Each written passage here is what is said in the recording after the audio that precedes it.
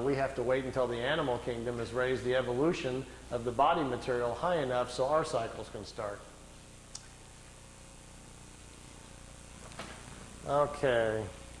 Oh, I didn't know these were on here. These are some of the Miami pictures.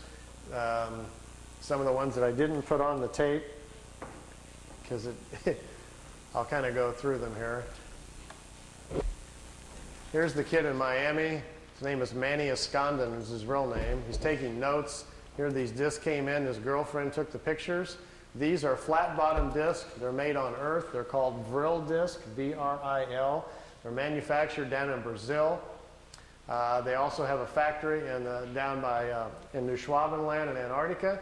Here's another picture. There's a news copter came in. Look at the first three discs. When they see the copter, they start to turn invisible or put their shields up. And the first three crafts, they go out in a series, are just becoming invisible when he snapped the picture. It was taken with a Polaroid at a 30th of a second, so it caught it right in the mid of going out there. These discs were designed by German technology in the late 40s. The first ones we know of that were tested out were probably around 47 or 48.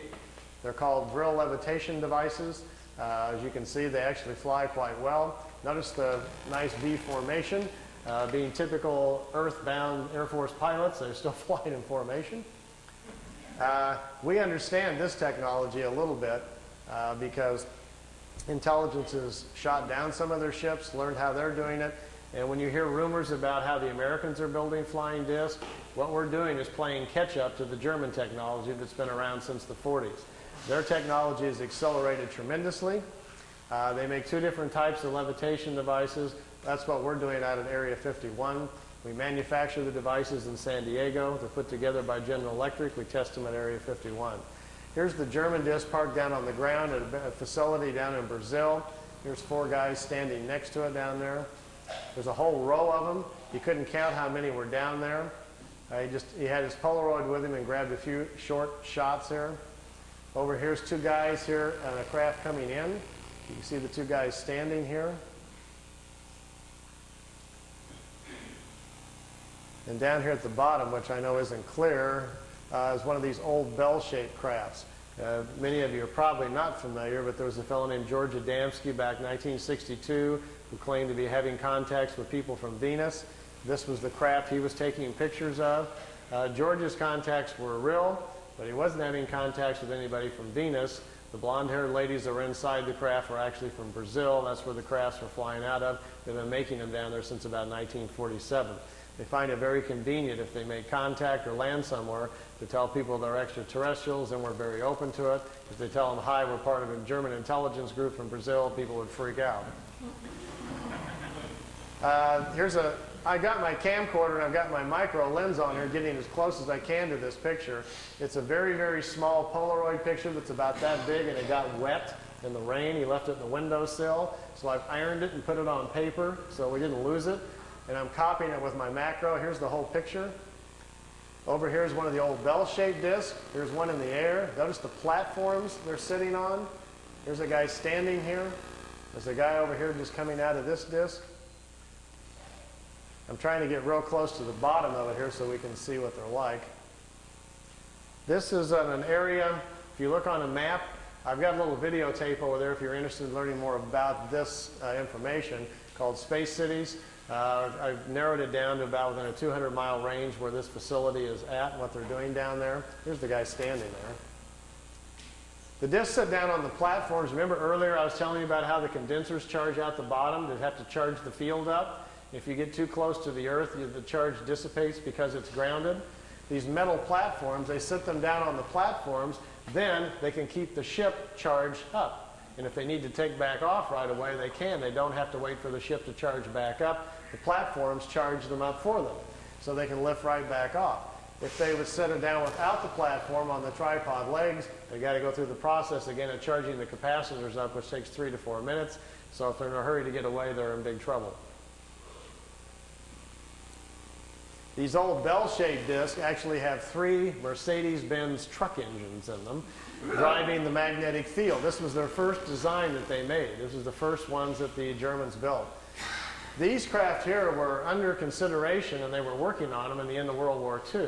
When you hear about Hitler's secret weapon at the World War II, if you go back and look at the newspapers, that's what he was talking about. They were in hopes they would get these things up and working, and they would still have a chance then to win the war. Fortunately for all of us, they did not, or we'd all be speaking German today.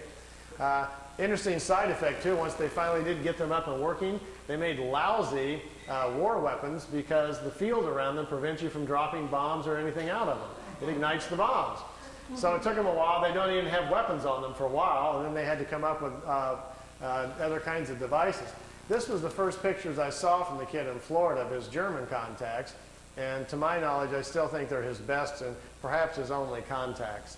I think he probably had a couple of contacts from these people. They came, they took him for a ride, it looks like on one or two occasions, and then perhaps they never came back.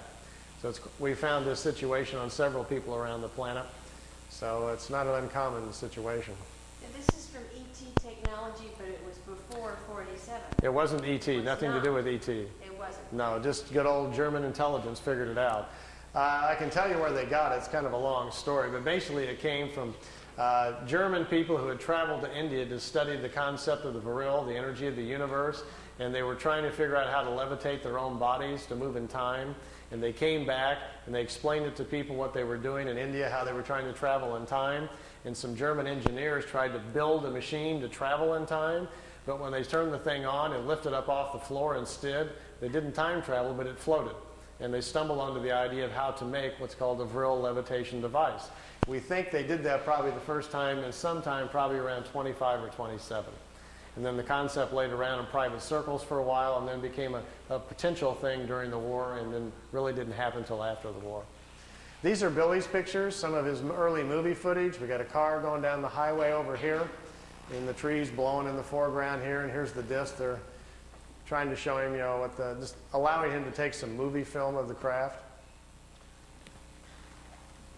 This is a few minutes long, so if you want to ask any other questions, feel free while it's running here. I'll just kind of let it run. You can see they float. The field around the craft that supports it, the ship is kind of in its own self-contained environment, so it floats on the gravitational wave, much like a boat on water.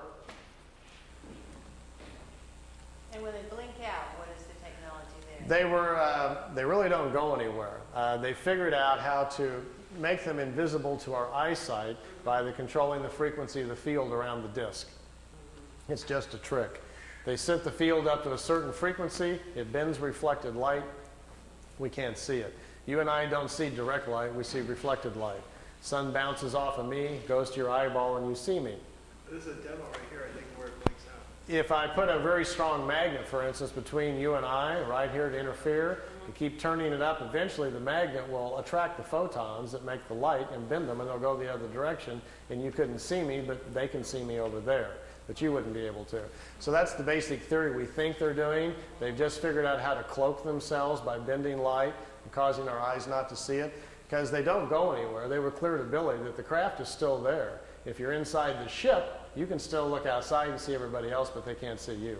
And yet we can see objects beyond them There, on the blinks outside. out.